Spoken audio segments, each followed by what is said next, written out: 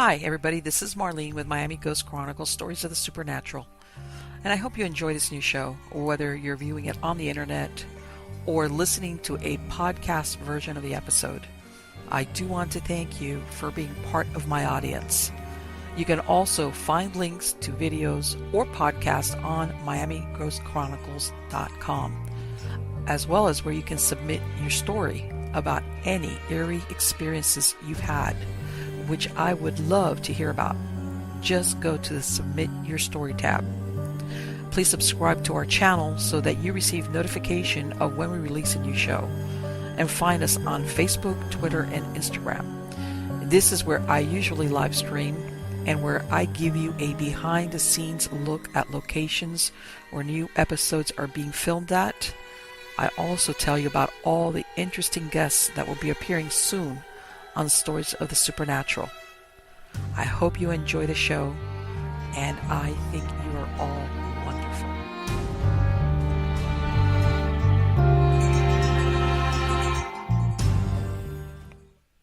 Hi, everybody. This is Marlene with Miami Ghost Chronicles, Stories of the Supernatural. How are you all doing today? Well, today I'm doing really, really well. Part of it has to be because of the guest that I have today on Stories of the Supernatural, and this lady's name is Cindy Parmiter. Now, Cindy started out as a screenwriter before deciding to pursue her dream of becoming an author. Now, she's always been fascinated by true ghost stories, yay, and other tales of the supernatural. Her family history is steeped in folklore, so stories were plentiful, which resulted in the True Stories of the Paranormal series, which she has several books on, and you're going to see some of the covers as we go through the show. Now, her work has been featured numerous times on the anthology web series Weird Darkness. She's a contributor to several online horror publications, and she's also been a featured guest on various podcasts. She's also a respected tarot card reader, as well as a noted speaker on the subject of the paranormal and the unexplained. So, how are you doing today, Cindy? I'm doing great. Fantastic. It is so great to have you on the show. And what I want to do, Cindy, is I want to ask you what I ask all my guests, which is, even though it does make mention of that you had, basically, you had your family, which had some type of folklore and paranormal experiences, but when did you have a paranormal experience? As a child, as an adult? And it started out as a child, and it all stems from my mother's family. Okay. We would go visit my grandmother, and she lived way out in the country in West Virginia. Mm-hmm. And we would go every summer and stay out there. And her house, I mean, literally, when you talk about the middle of nowhere, she lived in the middle of nowhere. Okay. You had to go out a rutted old dirt road, and she was a house with no running water and no indoor plumbing. Way out in the middle of nowhere, and no street lights, of course, if there were no streets. So at night, it was just black. So I was terrified anyway. But then I had experiences. This was just mine. Everybody had experiences there.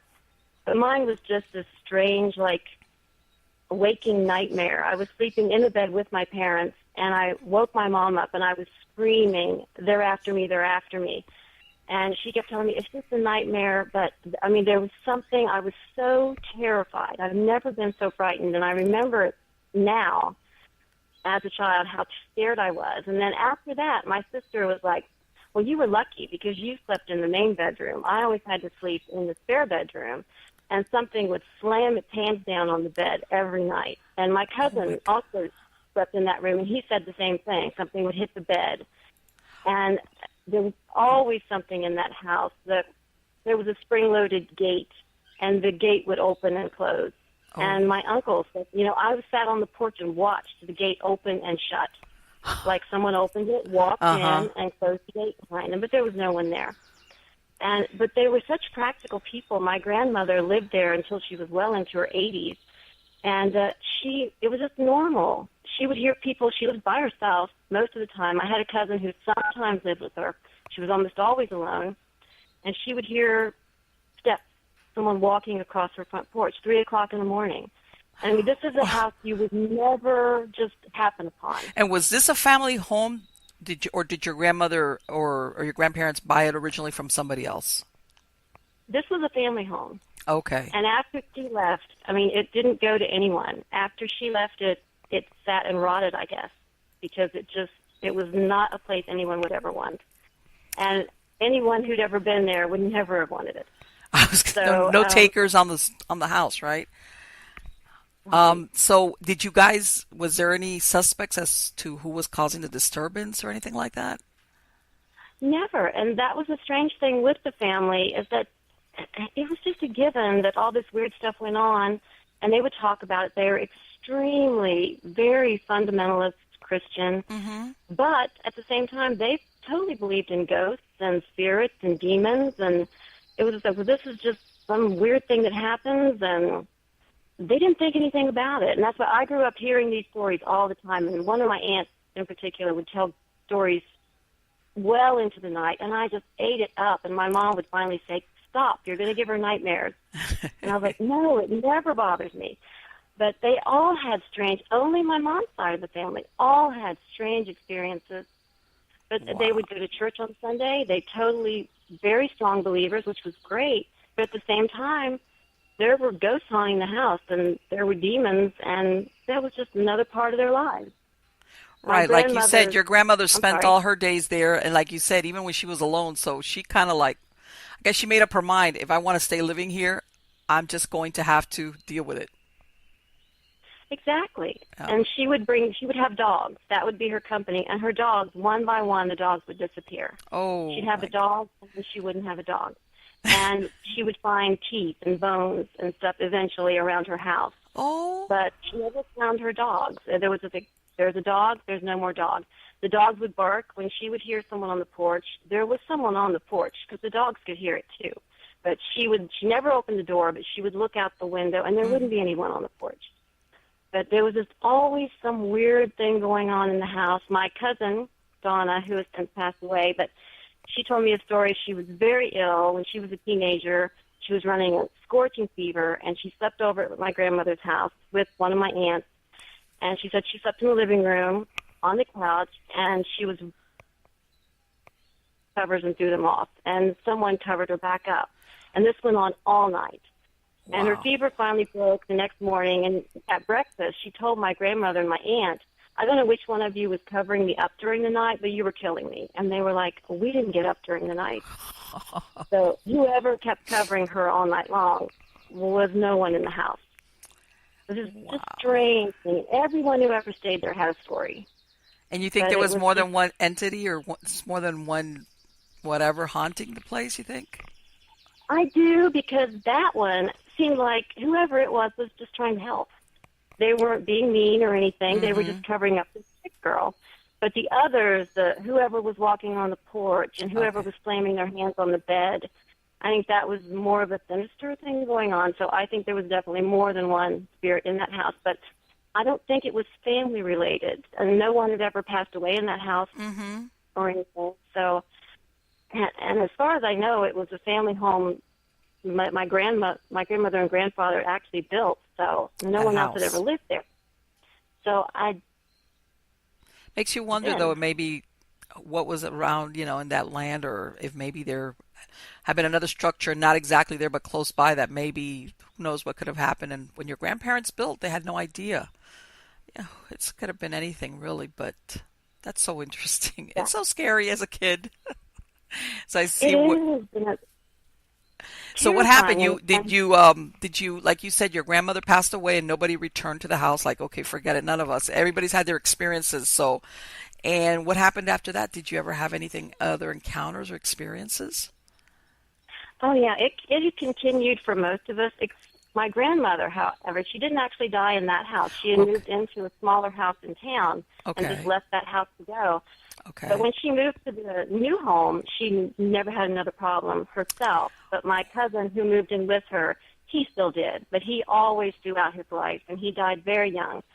But he always had problems no matter where he went. So it continued there for just him. So do you think he was one of those cases where he was the one that was haunted versus the location? Oh, yeah, definitely. Because he tried moving out of state. He moved to North Carolina. The apartment he lived in there, he said the burners on the stove would turn on by themselves. Wow. He was pushed down a flight of stairs when there was no one else around. Okay. He ended up moving back to West Virginia, in with my grandmother, and he would tell her, something comes to my window at night. Oh, my God. And beckons me to come outside. And she would say, it's the devil. Don't listen, ignore it. And he ended up dying from a massive heart attack in his sleep in that room. But he was just terrorized throughout his life. And it no sounds matter where very he went, malicious, whatever it was. It wasn't like what you said, where sometimes, you hear noises or maybe a presence, but that's the extent of it. He sounds like what was going on with him was like malicious or malevolent enough, like you said, that he lived his life being afraid, which is a horrible thing, by the way. And I always wanted to believe that, spirits don't want to hurt us. But in his case, I think they did. And I think in the end, maybe they ultimately did, because no one knows why at the age of 40 he died of a massive heart attack.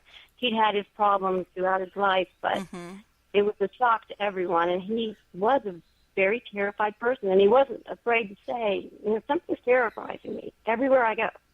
He talked about it all the time. Yeah. Fear will do that to you. Let me tell you, that constant fear, anxiety, something that's really causing you, that'll wear you down. I can see where absolutely that's going to stress you out and affect your health. Oh, yeah. Right. So, okay, your grandmother, what happened or did you have experiences other besides that house? Not until I got married, pretty much, and my husband and I rented a house. Okay. And when we first moved in, it was fine, no problems. We lived there for a couple of years, no problems. I got pregnant. Our daughter was born, and right after our daughter was born, things started happening, and it seemed to center around her. Really? Because we had our bedroom, and we had a baby's room for her. And we had 2 cats at the time. And even before my daughter was born, the cats would not go in that spare room, ever. Oh. They were into everything in that house except for that room, would not set foot in it. But we didn't think anything about it. They're cats, and who knows. But we set the baby's room up, this beautiful room. She would not spend one night in that room. From minute one, she just screamed. And we just thought, well, we have a fussy baby. So we kept her in with us. And when she was old enough that we were like, no, she has to be in her own room. Again, not normal baby crying. I mean, she was 1.5 or whatever, and would just cry until her face was as red as... Right. You know that it's... Terrified. Yeah. And when she was old enough to speak, she said that there were 2 men in her room. They would stand by the window sometimes, and other times they would shake her crib all night long. Oh, wow. And it was that one room? Just that room. And I started sleeping in the floor of that room next to her crib. And she settled down after that, but I had the same exact experience that I had as a child at my grandmother's house in my daughter's room. Really? I would close my eyes, and normally you close your eyes and it's dark, or you might see a little specks of this and that. It was like the 4th of July, and I don't know how else to describe it. I would close my eyes, and it was swirling lights and just activity all night long. And eventually it died down, but it was the weirdest thing. It won't let you rest, and it's just like all this activity happening around you, but it's inside your head. And my head was like bang, these big pops inside my head, and just the weirdest stuff. And it did eventually die down, but then we noticed things throughout the house. My husband and I, we were sitting in the living room minding our own business, and we heard a crash in the kitchen. We went in, and my toaster oven, which had been level on the countertop, was in the floor in as many pieces as it could be in. And it couldn't have slid off, and even if it had done, Let me tell you I mean, it was smashed. That takes a lot of power to move something like that. Exactly. And my husband, trying to be logical, maybe a truck went by it. No. And I was like, no way. And he wasn't completely convinced. And then it happened with the tea kettle. Same exact thing. Nobody was in the kitchen. We heard a smash, tea kettle in the floor. Any part of it that could come off had come off. And it was just our basement for us had made little cubbies to store old window panes and doors and all kinds of things, but it was totally level.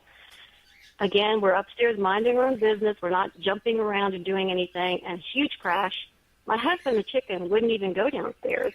I went down, and all of that stuff was in the floor. Glass shards everywhere. Everything was down. And I always hated that basement. It was where the laundry was. And sometimes, as crazy as it sounds, I would put the laundry in and run up the stairs because you get that feeling, just that tickle on the back of your neck, and something was there, and it just scared the crap out of me, and I would run. An adult woman. Oh no! Let me tell you something. That's like your logic is like, forget the logic part. I know I need to get out of here now. Exactly. It's weird. Just get out, and you just know when something's not right, and that house was not right. And did you ever find out any history on it or anything at all? I'm sorry? Did you ever find out any history or find out anything as if anything had ever happened there? We did. In this case, we did. Because it kept going on. None of our electrical appliances would last. Our VCRs, our DVD players, our televisions, gone, gone, gone. Light bulbs would literally burst out of the sockets. Wow. Time and time again. And we actually called an electrician, and he was like, it's sound. I don't know why your appliances keep breaking down. I don't know what's going on. Your electric system is sound. Eventually, I have to tell you the last thing that happened that got us out of the house. And the house had a floor furnace. Okay. We're minding our own business again. My little girl was in bed, and bam, the floor furnace fell through into the basement. And as naive as we were, I called 911 and told them what happened, and they didn't seem too concerned. We'll send someone out. My husband went down and turned off a pilot light, the wrong one eventually, we found out. And we thought, well, we're safe now. So I called 911 again and said, oh, forget it, we took care of it.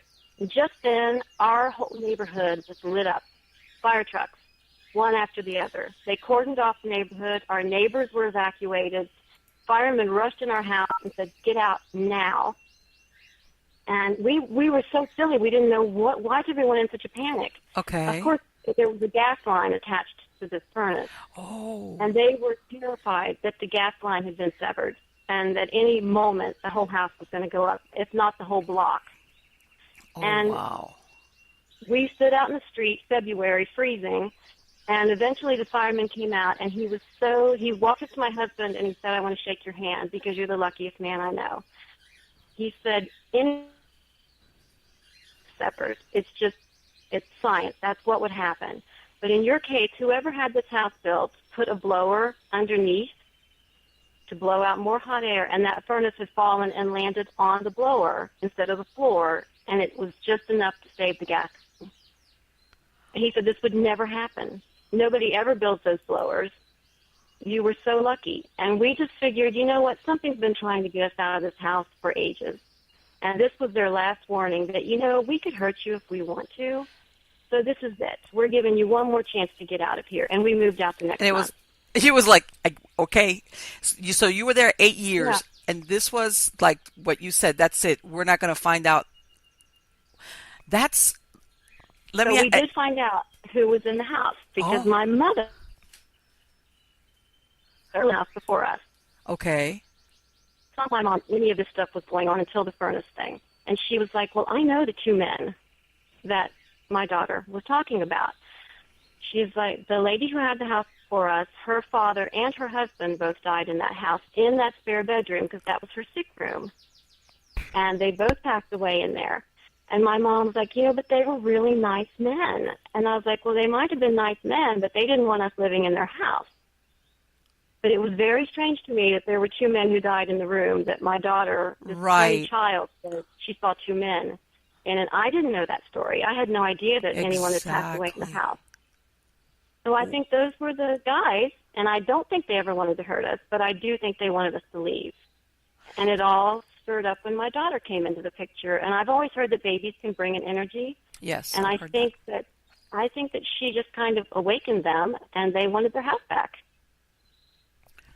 It's people, and because they died not at the same time, obviously, but in that one room. So this was what? And that thing about the furnace, that is incredible.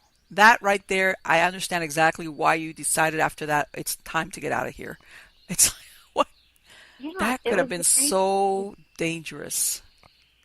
The whole thing. I mean, that doesn't happen. Furnaces don't just fall in like that. It was one in a million that, and the fact that it didn't blow up. And I mean, all of our neighbors were just terrified. Everyone standing out in the street. It was such a crazy scene, and I was like, we all this just because of these people wanted us out of this house. But they got their way, and it all worked out because the house that we moved to was fine. We never had any problems. So it was just that house. Exactly. And and that's the thing. One, a lot of people don't realize that you can have those disturbances, and it doesn't have to be. Everybody thinks of like way like a long time ago, turn of the century. I, Not really. You could have something. When I say recent, I mean in 20, 30, 40 years before, and you can have that level or intensity of a haunting, even without the. You know how you always think of the tragedy, the violent death, or the suicide. As far as an active or intelligent haunting, you can have something like that. Two people or two men in this case that uh this was for some reason they were very territorial for about this house. Yeah. A strangest thing. And my mother, the fact that she had known both of them while they were living, I mean, it wasn't really that long ago. And, they were great guys, but just a very strange situation of just wanting their house back. That is Oh, incredible. So here you go, you moved out and like you said, luckily no more hauntings at the house. And did you ever have any other experiences, or what was it that propelled you to start writing your stories as far as the having to do with the paranormal? we've always had just little things. Some of them are just odd. I have to tell the story of little Alice because everybody loves this story, and God bless her. My husband's grandmother, Audrey, was a lady who loved to go to flea markets. She loved antiques and auctions, and she gave us a doll.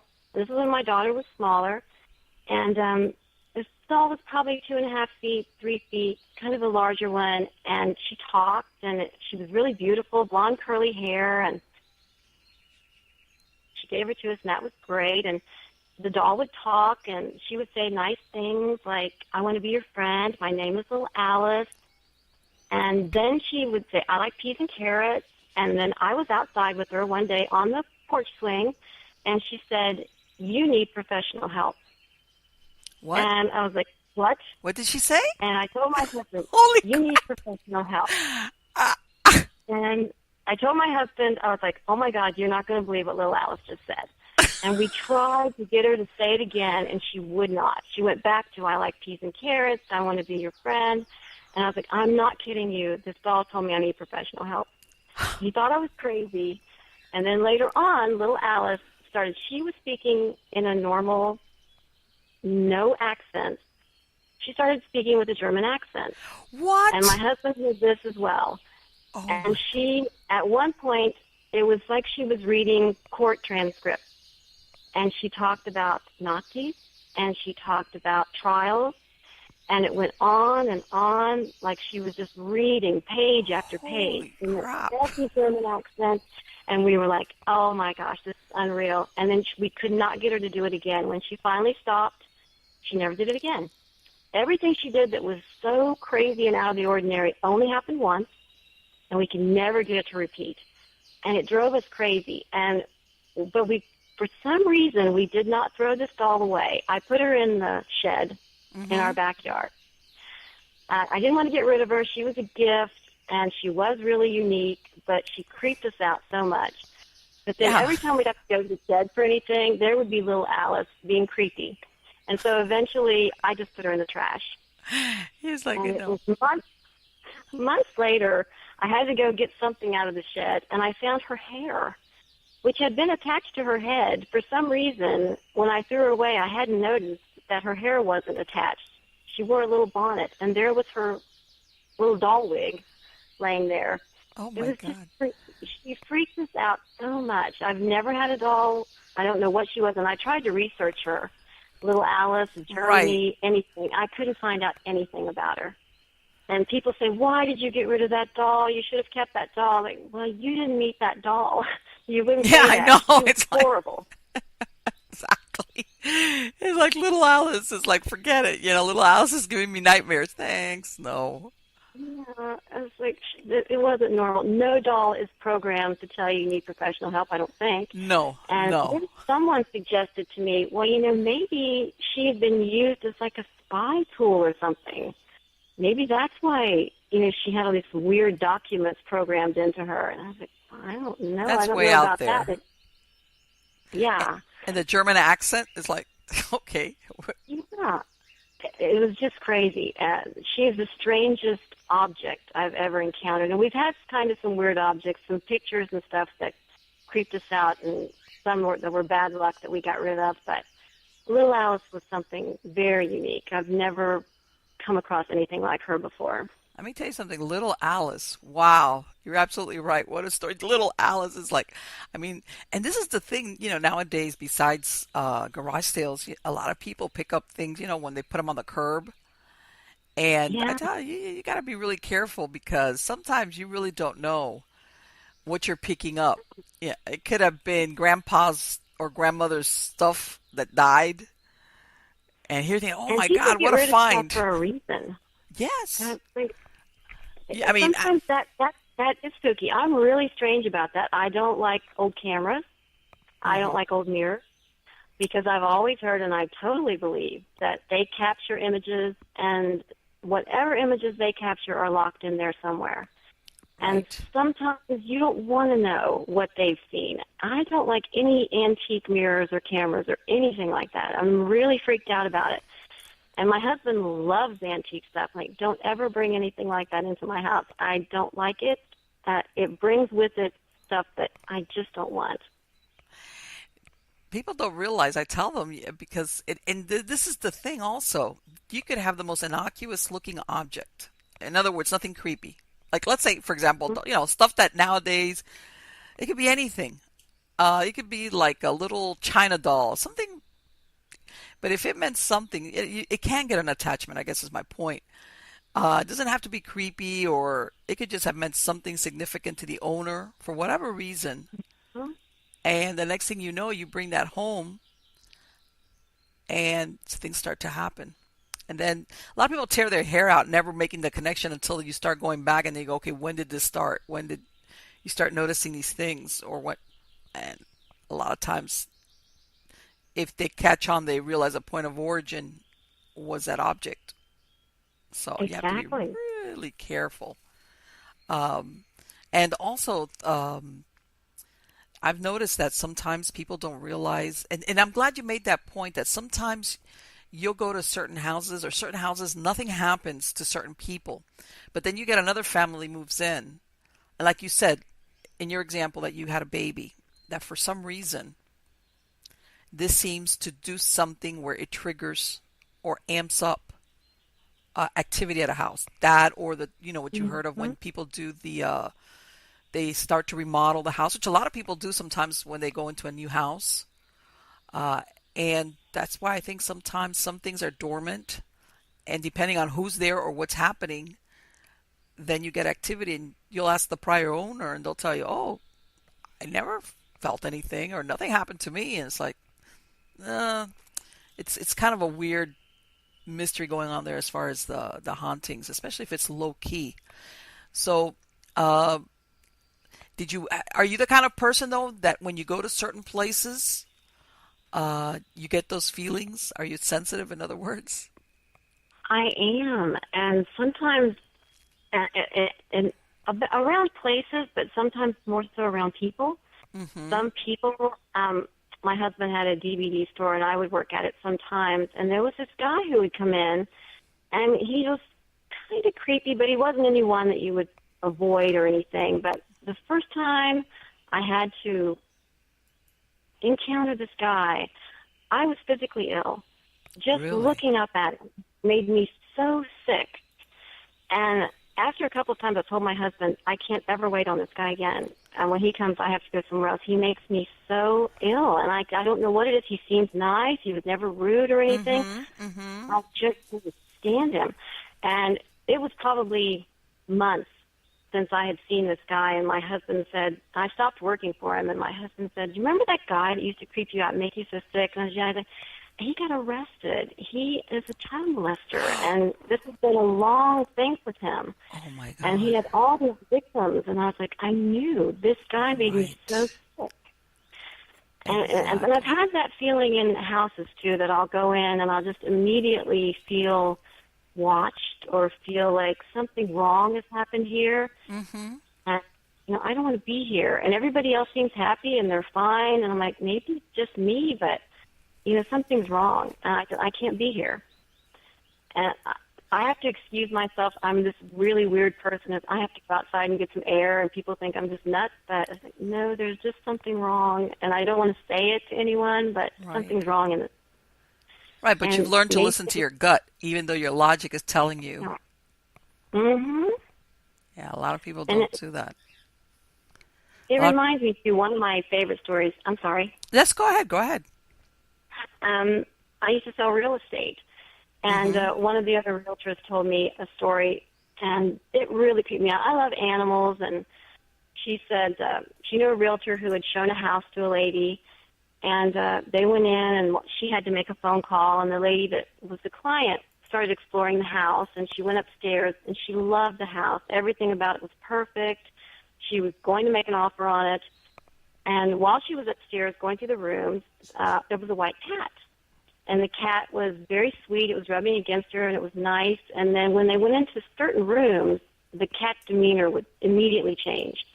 And she said the cat would hiss, and it got really aggressive. And the woman started to feel really sick. And she went downstairs, and she told the realtor, I've got to think about the house, and there's a cat upstairs. And the realtor was like, well, there's not supposed to be a cat here. And she went upstairs, couldn't find the cat. The lady said, I'll think about the house, I'll let you know. She decided she could not take the house. Something about the cat and the sick feeling that she got. She just didn't want the house anymore. And she bought another house. It was all fine. And her realtor called her months down the line and said, did you see what happened? Did you read the newspaper? And she's like, no. And the house that you looked at, the one that you loved and then you changed your mind about, the couple who bought that house were murdered. They were killed in a home invasion. Oh. And she felt from then on, the lady was pretty sure the cat was a premonition and a warning to her. Yes. That it's not for you. Something bad's going to happen here. Yeah. And it saved her. And then she had sort of survivor's guilt. Why did the cat save me, but this couple ended up losing their lives in that house? And that's just the weird way that fate works. But hey, for all she knows, maybe the white cat appeared to them, and they were like, oh, get this cat out of here. She doesn't know. That's the thing. Yeah, exactly. Because some people would scoff at that and say, oh, there's just a cat. Who cares? Yeah. But she took it very seriously, and it saved her life at the end of the day. And I do think that all of us, sometimes we're sent little angels, and we don't realize it. Because, I've heard people say, there was a horrible story. It took place in Michigan years ago of a stewardess who was murdered in a hotel. Mm-hmm. And she opened the door for a guy who said he was maintenance. Another stewardess had been in the room beside her. The same guy had come to her door, and a little something inside of her said, don't open the door.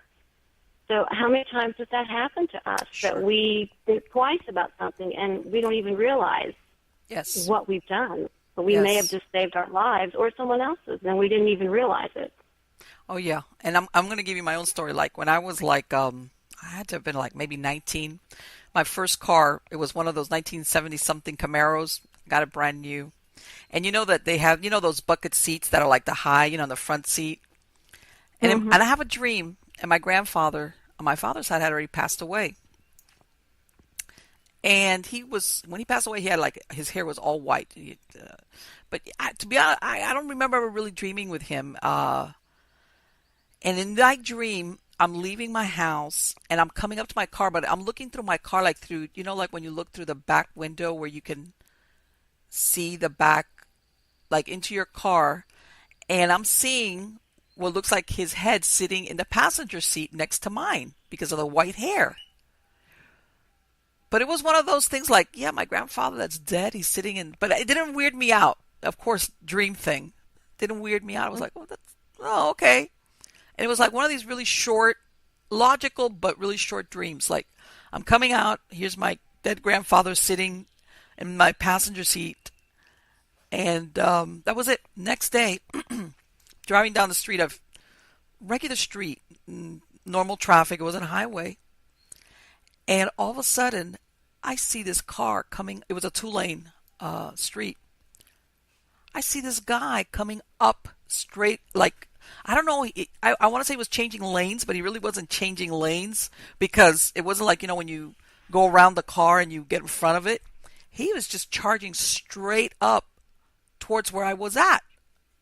And I went, and thank God there was like a big easement on either side of the road, where I just like pulled over, like, because to be honest with you, it took me a bit to realize, is that like, when you go, is that a car coming towards me? Wait a minute. And he's not going back into his lane. Oh God. And I really think to this day that it was my grandfather trying to give me like a heads up, because I had never dreamt with him before, or I don't think even afterwards, that it was almost like a be careful kind of thing. And like I said, when you're 19, when you're a teenager, you don't pay attention to that things, but I never forgot that. I remember, like, after I pulled over to the side, when that feeling, I just dodged a bullet, and that dream came to my mind, like, right away, and I was like, wow, I wonder what was he trying to tell me, or was he trying to tell me I'm taking care of you? It was such a weird incident, but luckily, like, of course, I'm here to tell the tale. But in other words, if I wouldn't have gotten off the road, I even to this point, I don't understand what that guy was doing, why he was going straight up on the opposite lane from where he was supposed to be on. Yeah. So, yeah, sometimes we have those moments when we get like a little heads up. Unfortunately, not everybody, though, pays attention to them, because they do it's my imagination, or even though it's really obvious, or no, that's too obvious, or things like that. Like they don't pay attention to their gut.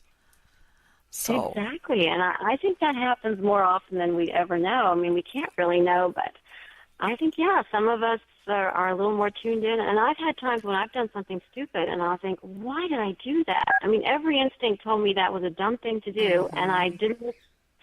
And fortunately, so far, have survived those dumb incidences, but it only takes one time. yes, But there have also been other times when I've just had something just urging me, don't do that. And I had just a small thing, but coming out from my mother's house, she lives on a very busy street with a super busy intersection.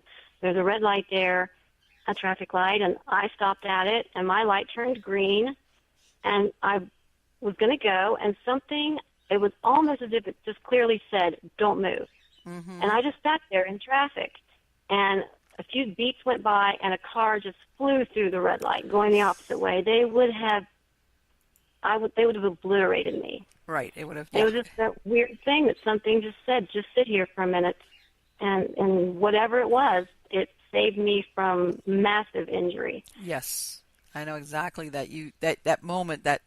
And luckily, you listen to it, because a lot of people go, "Oh, just God, oh my God, I'm imagining things. What am I gonna? Let me get going."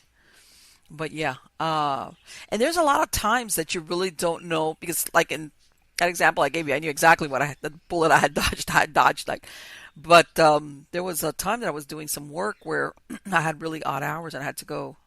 I was in 2 or 3 in the morning, and I had to go sometimes into questionable parts of town, and just to different places and hospitals and things, and there was times where something told me, one, don't get out of my car yet. I mean, because I was pretty good at being aware of what was going on around me.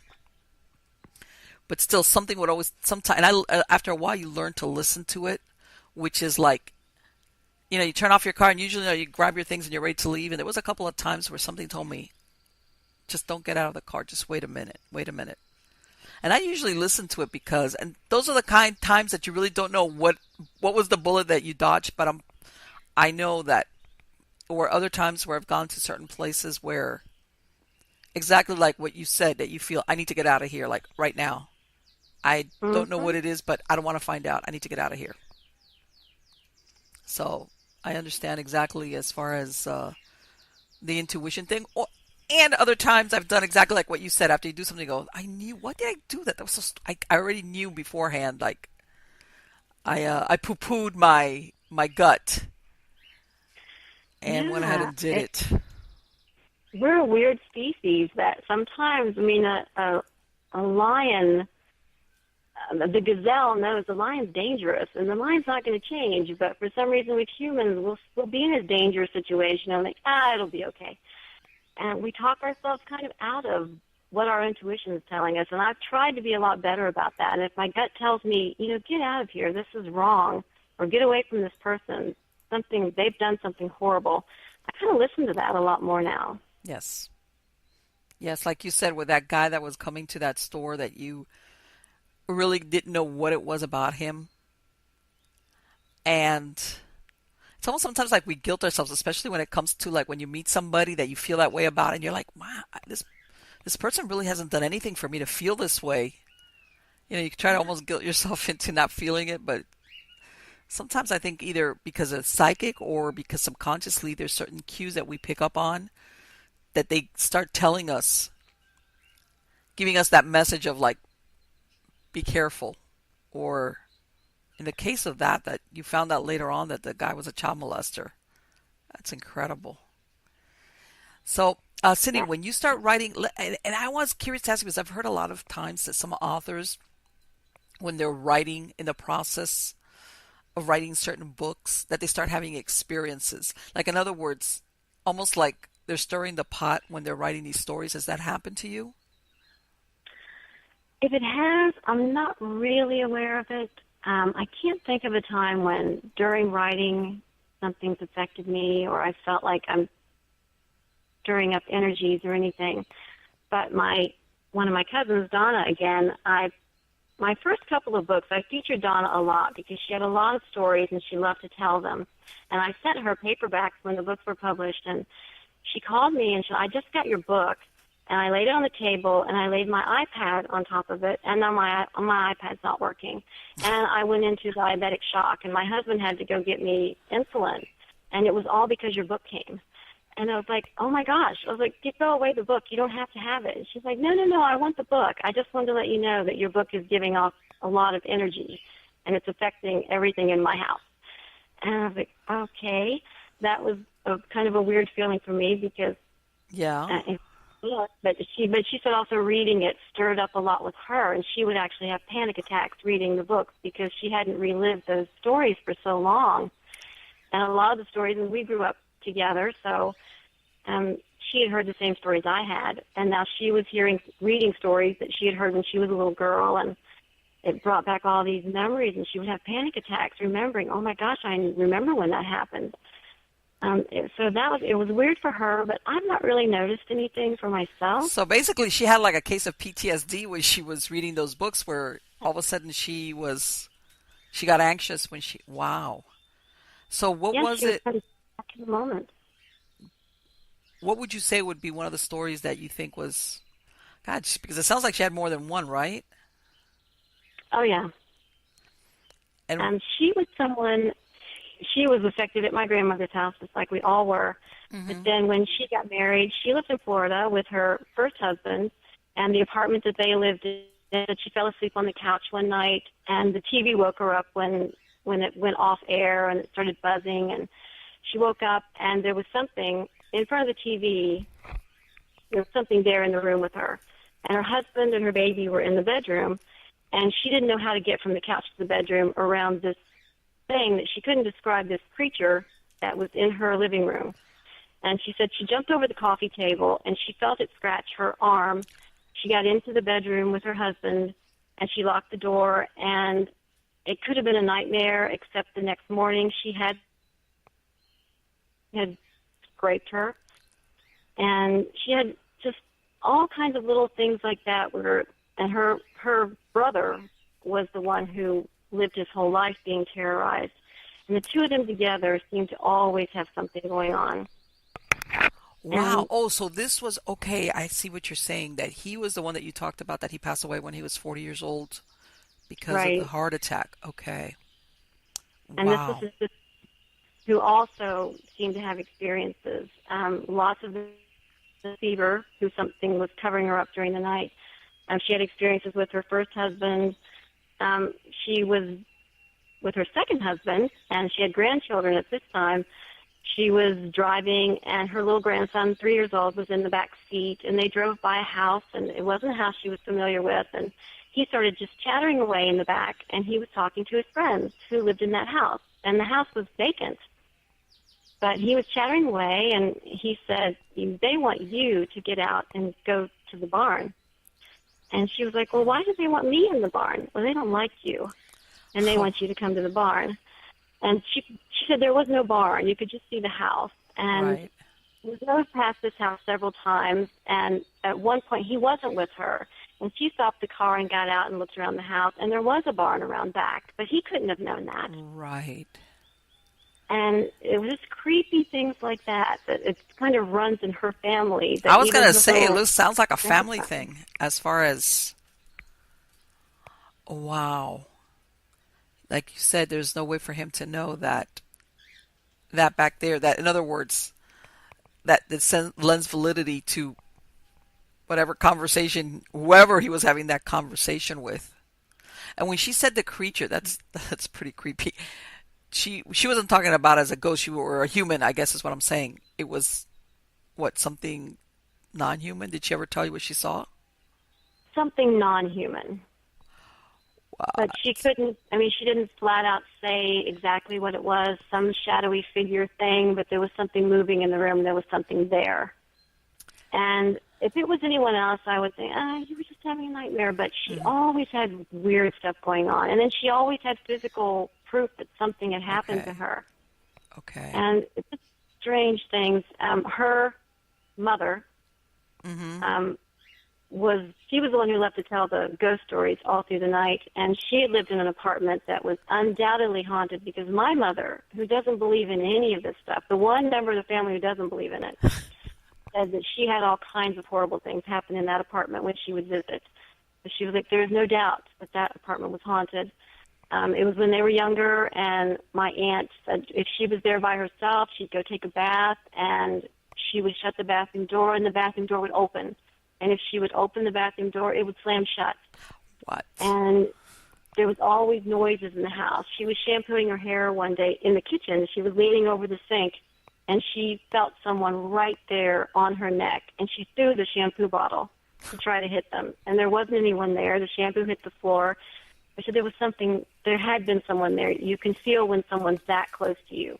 Exactly. And just a bad feeling in the house, and there would be a bad smell of sulfur. Oh, that's not good. That is not good at all. Exactly. She would have to get out because she couldn't be in the house with that smell. She'd come back and it was gone. And my uncle didn't believe in any of this, and yet the final straw, my cousin Larry, the one who died young, he had an experience there where he had fallen asleep in the living room, and he woke up and there were people sitting in the chairs in the living room, and they were pointing to him, and they were talking, whispering, and he just laid there and watched them watching him. And this was all the time in this apartment. Everyone who went there, my mom said she couldn't stay there for more than a day or two. She would go stay with my grandmother when she was in town because she couldn't stay in the apartment. You always felt someone was watching you. There was always weird smells and weird sounds. And the final straw for them was one night they locked the doors, they went to bed, and someone banged on the door, hard knocks. My uncle got up, he opened the door, he checked, the hallway was empty, there was no one there. He locked up again, went back to bed, bang, bang, bang on the door, nobody there. Back to bed, huge bang. He runs into the living room, the door is full open, and it hit so hard it knocked a hole in the wall. What? And there's no one there. And they moved out of the apartment. And even after that, he never would say that apartment was haunted. He was just like, we got to get out. Something's wrong. But he wouldn't admit what was going on. But my aunt was like, that was it. We had to leave. That's an obviously. understatement. Something's wrong. Wow.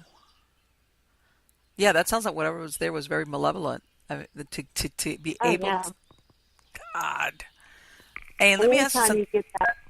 I mean, it's funny what you're saying about your uncle, that he must have been ready probably, that you would think that this would be the convincer for him. Like, yeah, okay, this place is haunted. Yeah, I think it's sometimes hard for some men to Oh, admit. yes. They want to find a logical explanation right up to the end, and it's like sometimes you just have to give in. Yeah, well, I guess for a man, as far as how can you fight something you can't see, or how can you deal with something you can't see? And yeah, Exactly. and I know that they have a problem with the unseen thing. Did Cindy, have you ever worked or did you ever join a paranormal group, or is this strictly just stories that you collected from your These are just family? stories that I've collected. In the beginning, they were all family stories, Mm-hmm. and then they would branch out to friends who knew I was writing. They go, oh, well, I know. Let me tell you my story. And then when I started Okay. publishing books and when I started doing interviews, people contact me now through social media. Mm-hmm. I get stories from people all over the country that just, and some of them are so similar. I had one lady, her story was very similar to my cousin's, where the burners on her stove would come on by themselves, her blender would turn on by itself, Mm-hmm. just something going on all the time. And I mean, in her kitchen, some red blob just fell out of the ceiling, and nobody could What? identify it. They didn't know what to do with it, so she buried it under a planter out in her yard, and the planter disintegrated. It was just weird stuff. I get so many amazing stories, and I've met so many amazing people, but I've never been a part of a group. I've always been Okay. just fascinated, but now stories come to me that just I spend so much time just reading. I'm so amazed at what people go through and that they live to tell the tale at the end of the day. Some of them just surprised me that they made it out in one piece. And she was one of them. Her story was one of the scarier ones for me, and I'm so glad you got out. Yeah, I interviewed this gentleman, Ed Becker, and he had an experience. This was way back like in 1970 something. He wrote a book about it. And he was telling me, unfortunately his wife was the one staying home with their baby, so she was the one that got the brunt of all these experiences in this house that they had gotten because he said back then a lot of times they wouldn't rent to people with children or with babies, and he was like that same thing, the man's man, like I don't believe it's haunted. But anyway, he said one time his wife had gone off to spend, I think it was a few days or a month, something with her mom. So he had to come home and be by himself. And he says that what really truly convinced him was one of the times that he knows that this thing had turned on the stove. And in other words, it's started to amp up, and it was like almost like what you were describing, where it's almost like a hint, if we really wanted to do something worse. He said that thing, because it was one of those gas stoves, where Mm-hmm. he realized that it got him thinking, okay, because certain things have been happening, and of course he had tried to denial, whatever. And like I said, since he spent most of his time working, he wasn't there for everything that was happening. Because one of the things that he explained to me was that, contrary to what people think, a bulk of the occurrences were like during the daytime, like normal family life, versus what you always think of as the nighttime hauntings. So I guess Mm-hmm. just because he wasn't there, he missed a lot of the what was going on. And having to be there by himself was his first true exposure. And he says that that's what, eventually they ended up moving out, and of course that was many many years ago. But he described exactly what you were saying, that something happens where you realize this is giving me hints that whatever is here, it could become lethal. In other Yeah. words, I mean, not to make it sound all dramatic, but it's not like, oh, I'm hearing like a knock, or footsteps, or something that's scary, but nothing bad comes of it as far as safety, in other words. And he described, I'm doing the quick version of it, but yeah, that was that one event where he knew that whatever was there was harmful. And I think a lot of people sometimes, especially now, because there's so many shows with the ghost things, that some people don't realize, depending on what it is that's there, that yeah, it could affect you. whether it's mentally or health-wise, whether it's the anxiety, or in some cases, like what you described happened to you when you were in that house, that you could, not only your house, your whole neighborhood could have blown up. Mhm. And people don't realize Yeah, that I things just like that can happen. all of these. I've literally now had hundreds of stories come my way, and the more that I learn and the more that I've experienced, I really do think there's a difference between spirits who once were living and entities that have never been living. Mm-hmm. And I Right. think those are the ones you have to worry about, because I really think that spirits that were one time living, like the ones that haunted our house, I don't think they really ever wanted to hurt us, because they could have. Mm-hmm. I think they just want us to leave, and how else couldn't come out and say leave, so they just had to do all these little piddling things that then turned into one big thing to say, okay, go. But I think, like with my cousin Larry, I think whatever was haunting him was something that had never been living, because it was Exactly. really hateful and mean and for no reason, and followed him wherever he went. Right. So And the theory is on some of them that's that not, that's what it feeds off of. When you're talking that yeah. kind of entity, is it feeds off like what you were talking about, fear, Mhm. anxiety, all the negative emotions. And I mean, I've been doing investigations since the 1990s, and a lot of, not all the cases, but sometimes you do run across people like that, or even families. I hate to say it, that when you start talking to them, and you're trying to find, okay, when was it, what's the point of origin of this? When did it start happening? All of a sudden, they're telling you that they've had similar experiences, like in the last three places they lived, Mhm. and you start realizing, okay, do you realize that it might not be where you're moving to? It might be you guys, or one of you guys, or something like that.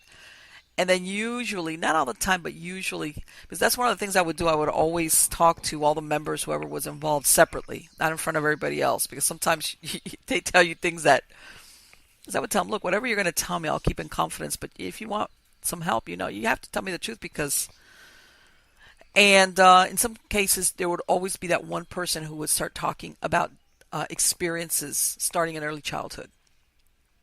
And Mhm. they would be malevolent sometimes, and then they sometimes would go through years with nothing really happening, not really, significant, and then it would pick up, and almost like what you said, it's almost like when things were kind of peaceful and happy, something would happen, whether it was in the relationship, something would, and then of course once they got married or started a family, and then we would be talking something else than just, okay, are we talking regular old dead people, like those two guys who just like wanted their house to themselves.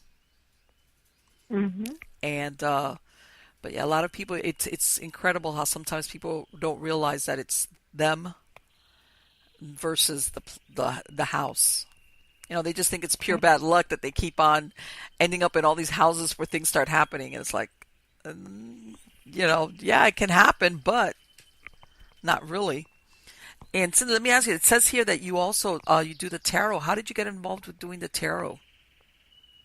I've always been interested, but Mm-hmm. didn't go the path of really learning. And then I started getting more interested, and I got my cards, and I love them. Had such a connection. The minute Yes. I got my deck in my hand, I was like,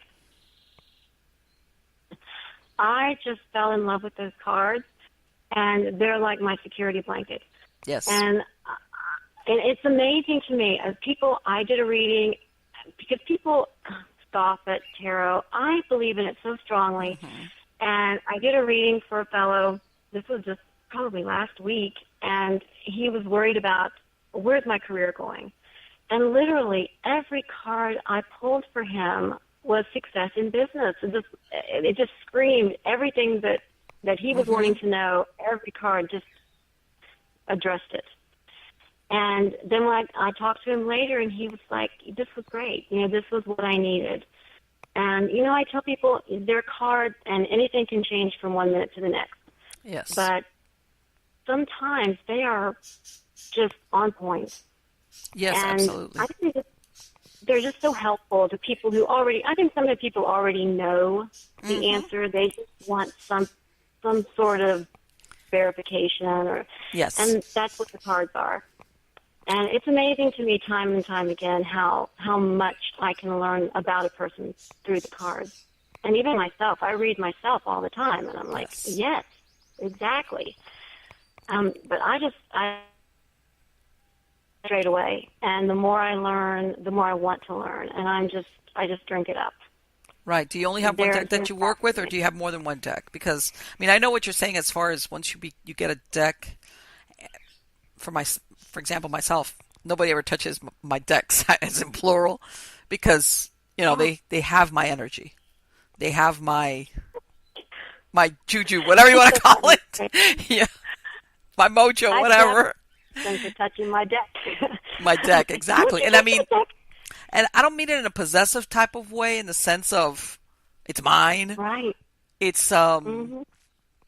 that just like the same way what we're talking about, that people leave an imprint on certain items. It's the same thing as far as Mhm. um, you know, especially when you do that type of work with tarot.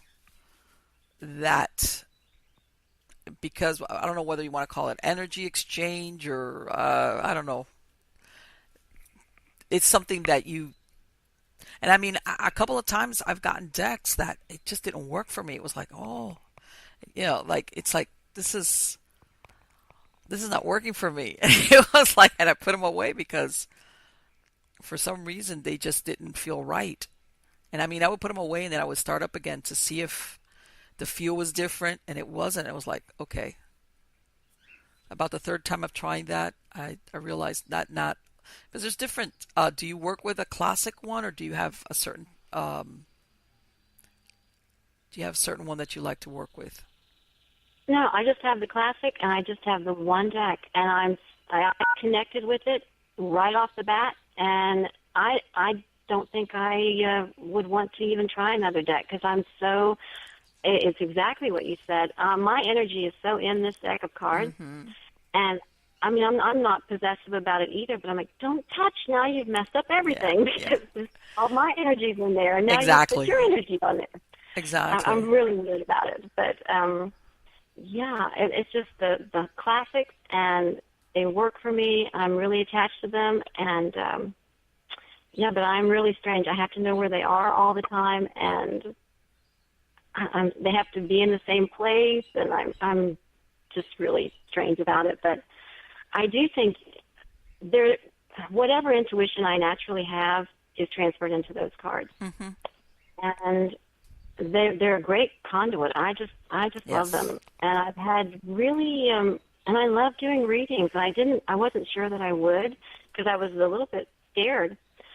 Um, but it just comes really naturally. If I don't feel it, I don't tell people what they want to hear. If I Right. don't feel it, I'm not getting it. I'm sorry. But I've had people tell me, I had a reading, and I was interested in this guy, and the tarot reader told me he would be calling me on this exact date at this exact time, and then it didn't happen. And I'm like, well, whoever told you that? No, I've never had the cards tell me exactly. Someone's going to call someone at Yes, 3 o'clock exactly. on On this March date and 1st. time. It just killed me because Absolutely. this waited for Absolutely. that call and it never came. And I'm like, please don't let anyone tell you that. They can't Exactly. know. So I'm sorry. No, they could just and but I agree with what you say that a lot of times it confirms what people already know, especially if it's not all the time, it's something that they don't want to hear either. They're hoping that you're going to tell them the opposite of what they kind of already know or suspect. And that's why it's Mm-hmm. always good to be truthful as far as yeah, I think in other words, you might suspect that they might not want to hear what you're going to tell them, but in the long run, um, it's better that than like what you just said. Oh, he's going to be calling on Tuesday at 4 p.m. Make sure to stay by the phone. Mm-hmm. And Oh, nothing happens. that was just awful. I felt so bad for her, and it drives me crazy when people do that because that's so unnecessary. And I hate it when people ask me. It's almost always about their love life, and it's Hmm. I'm really interested in this guy, and I haven't seen him for however many years. Is he so interested in me? And the cards will say no. I'm Exactly. sorry. Everything about it says no, and I know they want to hear yes, Mm-hmm. but it's like I just make it as soft as I can. Say maybe Right. you just need to move on because don't waste your life on someone who's not interested in you. Yes, and I've run across that myself. And as a matter of fact, when you were talking, not only the tarot, I have a dowsing rods that I think I've had them for oh, less than 20 years, 15 to 16. I don't know. I can't remember, but same thing. I don't let anybody handle them. And the one couple of times that somebody's handled them, nothing happens with them. They're like just like there, like, and they're like, "How's this working?" And I'm like, "It's really easy. It's just but bent steel rods." But but yeah, it's like you get you like you said, you get attuned to these inanimate objects. Uh, Mhm. but you've put some, your energies in, part of it, and then I'll take them, and all of a sudden they're like they come alive, and I've used it in a lot of different ways. As a matter of fact, I tell people like I consider them one of my best tools. Sometimes they take a little bit longer than all the gadgets and stuff that they have nowadays, especially when people go in there when doing some type of ghost hunting. Mhm. But I've had excellent results with them. Like I said, it's just a little bit more time consuming than all the stuff that, like I said, I started doing this before, even before there was the digital, cameras where you spent a lot of money snapping pictures of sometimes nothing. Because, Right. a lot of the things really have started maybe in the last 15 or 20 years as far as all the things that you see nowadays. So let me ask you, Cindy, are you working on any books? Are you planning anything new that's going to be coming out soon? I am actually working on volume 2 of the. I'm not sure if it's going to be Chilling Tale Before You Sleep Mm-hmm. or volume 2. I've started the book, but not the title because it's going to be the second in a series, but I'm not sure which series it's going to be yet. Okay. I'm kind of compiling stories right now in whichever way they fit. It's probably going to be true supernatural tales, but we'll see. So far, that seems to be the way the stories are going. But Yeah. it usually takes me a couple of months to get everything together, so it probably will be late spring that I'll have another book out. Just published one last week, so. Oh, okay. Okay. Um, and I know sometimes, and the reason why I ask is that I know, especially for these types of books, sometimes, the that time right before Halloween. So that's what I was thinking, that maybe your next one was going to be coming out. Even though, personally, I mean, well, you can't tell from where I'm at, but I mean, I've always been a collector of books, and like I tell everybody, when I was a kid, the only type of ghost stories they had was the ones written by Hans Hulser, and that was about it. And Mm, I've always been fascinated by ghost stories. And you've got the classic ones like M.R. James and all these Victorian ghost stories, but I don't know, there's something about when it's a real ghost story. It's like mm-hmm. changes everything. And uh, exactly like what I was saying, it doesn't have to be a castle or a Victorian mansion. You can get some really haunted things going on in an apartment or 1950s bungalow or things like Exactly. that. So yeah, those are Yeah, I'm fascinated by those true ghost stories. But anyway, I think well, too. I'm sure that And you when people send me the stories, I love it. when you get all these people sending you ghost stories, it's incredible sometimes. Have you found that some people, sometimes you're one of the first people or the only people that they've actually told a story to? Because I know a lot of people keep quiet about those experiences. Usually, yes. Sometimes they'll, like, there are a lot of people involved, so people around them already know. Mm-hmm. But sometimes people will say, this happened to me when I was a kid and I didn't tell anyone, or I told my mom and she didn't believe me and I never told anyone else. Yes. I have that with this lady, and I just loved her story so much. But she's an adult now, but when she was 11, in their family home, she went down to the kitchen one night to get a snack, and there were two men in the kitchen, and their mouths were moving, but no words were coming out. And she said it looked like she was watching like a reel from a silent movie because she was watching this scene unfold, but they couldn't seem to see her, even though she could see them. And they They were fighting, and then one man hit the other man with something, and she saw blood on the floor, and she witnessed a murder in the kitchen, and then they were gone. And it only happened once, and no one else in the family ever saw it. She went back upstairs, and she couldn't sleep all night, and she told her mom the next morning. Her mom didn't believe her, and she never told anyone else.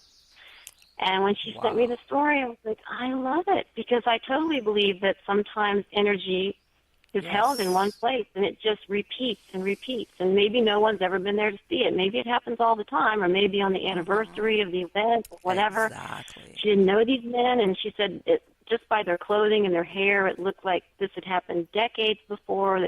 Everything looked really old to her, but of course she was 11, so who knows. But I love stories like that, and I'm fascinated by anything that's kind of reliving the past, and I think stuff goes on around us all the time. We're just not always privy to it. We don't always see it.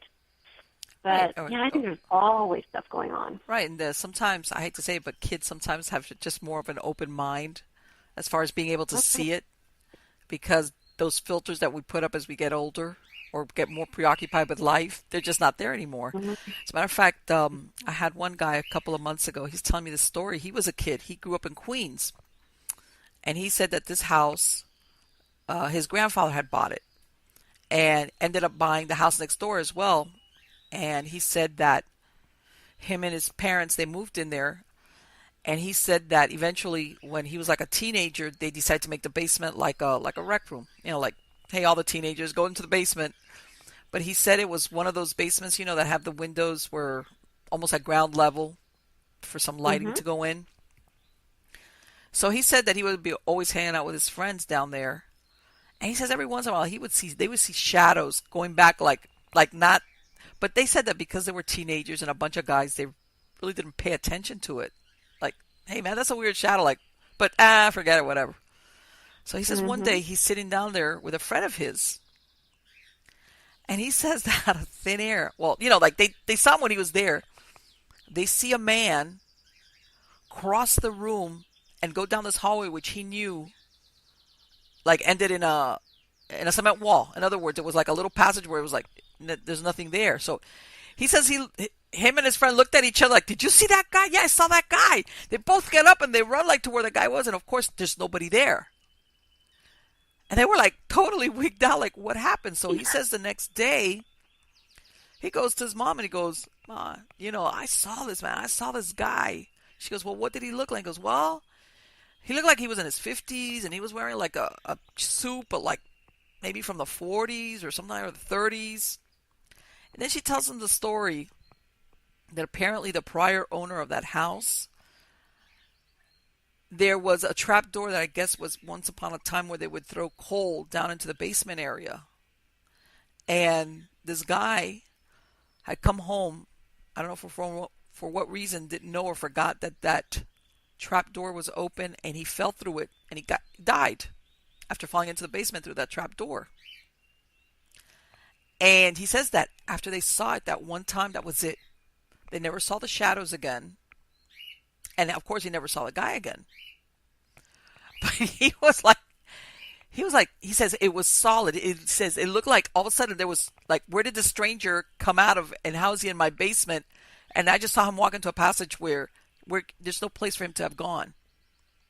So, yeah, sometimes there's that one-time event, which is like, and it makes you think that after that, he says, after that, we never saw the shadows again. Like, what was it, that one time that they saw him, or whether somebody actually acknowledged or recognized and said the story of what had happened to this guy, that he had fallen through the trap door down to the basement, he got killed. That was the end of it. Who knows? But yeah. Those are the stories that I like. But anyway, Cindy, thank you so much for spending this time today. It has been wonderful to have you because, yes, like I said, I love ghost stories, but the true ones are absolutely the best as far as I'm concerned. Well, thank you so much for having me. I enjoyed every minute of it. Absolutely, darling. Take care and have a good weekend. You do the same. Thank you. You too. Bye-bye. Bye-bye. So, guys, what did you think? I don't know about you, but I think what can I say, Marlene? Um, you know what? I'm not kidding. Oh, no mystery there. Marlene likes true ghost stories. Hello. Yes, I do. Which, by the way, my true believers, don't forget that story that I just told about that guy. He says that he saw this guy walking around with a pinstripe suit in his basement out of nowhere. That was the story from one of my true believers. Okay, this happened to him when he lived in Queens. And lucky for him that his mom fessed up and told him the truth. Otherwise, that'd still be a mystery. But yes, my true believers, please send me your stories because I love to either hear. You can write them, record them, send me an email. If you want me to record it, if you feel more comfortable just talking to me, we could do this over the phone or Skype, whatever. And like I said, it doesn't have to be about ghosts. It could be about cryptids. It could be just unexplained things, weird stuff. Doesn't matter. I'm I'm easy that way. I just want to hear the stories because a lot of what, like Cindy said, a lot of these experiences that everyday people have are the most interesting and the most valid ones. And it doesn't, um, in her case, when she described what happened to her while she was living there with her husband in that house and her child, that's pretty scary because the what if could have happened was a big what if. Um, but there's people though that go through hauntings and they don't have to be significant. And sometimes it's low level, and then for some reason, I've run across a lot of these situations where something triggers, and sometimes people know what it is, and sometimes they don't, where everything just amps up, or where it was like really subtle, and then it would stop for a few months, and all of a sudden it amps up. It even becomes malicious, which is Marlene's theory is coexisting with the dead is never a good idea. I don't care who it is, grandma, grandpa, uncle, the guy that lived it. Every time I've talked to somebody, it always ends up going sideways. It might take years to get there, but get there it will. When you got to discard it, no matter even if that person in life was a really nice person, it just we're not meant to coexist. This is our plane for the human beings with a living body. But anyway, so and it's incredible also what she was talking about her cousins, because both of her cousins, the male cousin who passed away when he was 40 years old, and this female cousin who had a life of all these experiences, which sounds like they happened to her just about every place she was at. And again, this wasn't like, oh, I smelled coffee brewing. We're talking quite some type of malevolence. And I hear this a lot as far as families or individuals being haunted. And if it's a non-human entity, what it feeds off of is exactly that: despair, anxiety, fear, things like that. As a matter of fact, I wanted to have a show on that as far as certain individuals or even families that sometimes for generations they have been something's been attached to them, and sometimes you can only see this in hindsight, because let's face it, all families always suffer deaths, tragedies. That's the human condition, but almost like there's it's too much so. And usually we're talking then not only an attachment, but usually a non-human attachment. And sometimes, and I'll not go into it, where sometimes it's an ancestor who has intentionally or unintentionally made a vow with this entity and their bloodline. Okay, like I said, that'll be another show. But anyway, guys, thank you so much for coming back and looking at these shows or hearing it if you're catching it on podcast, which you know that besides the video that you can see on YouTube, you can find me, which you just go to Miami Ghost Chronicles on YouTube. I'm on all the podcast platforms: Stitcher, iHeartRadio, Spreaker, iTunes. You can find me there, Miami Ghost Chronicles, Stories of the Supernatural. Again, if you have your true story, go to MiamiGhostChronicles.com and go to the Submit Your Story tab, and you'll find me there. As far as if you have a question or if you want to submit a story, you can do that there. Catch me on Facebook, Instagram, and on Twitter. I do a lot of live streaming on Facebook and on Twitter. And I have incredible guests coming up. Really, really a great lineup of fantastic guests. Go, you guys. Whatever your flavor is of the paranormal, I'm going to bring somebody here that you're going to be happy with. So anyway, guys, it's Sunday for me. Have a great rest of the weekend and take care.